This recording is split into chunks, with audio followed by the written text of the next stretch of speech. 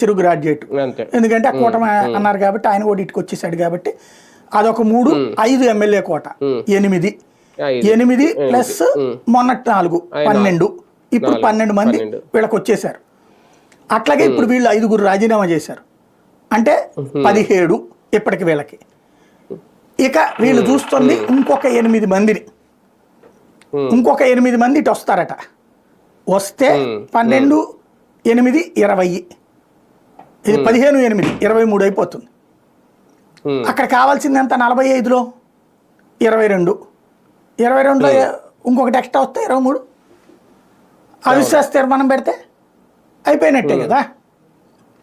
ఇప్పుడు ప్రజెంట్ ఉన్న లెక్క ప్రకారం వీళ్ళకి ఈ 12 ఉన్నారు. ఏది ఇంతకుముందు అనుకున్నట్టు అప్పుడు 3, 4, తర్వాత మొన్న 5, 9, 3, 12 ప్రజెంట్ ఉంది.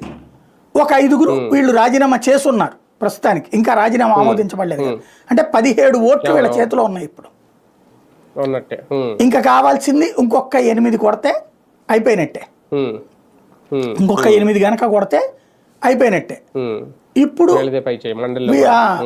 అప్పుడు అవిశ్వాస తీర్మానం పెట్టి ఆయన దించేసేసి వీళ్ళ మనిషిని పెట్టుకుంటారు. జగన్ ఏం చేశాడంటే తెలుగుదేశం మీద ఇట్లాంటి అస్త్రం ప్రయోగించాల, అతను దీన్ని ప్రోత్సహించాల. పార్టీ ఫిరాయింపులు మీరు అబ్జర్వ్ చేస్తే జగన్ ప్రోత్సహించాల. వెంటనే ఒక మాట వచ్చి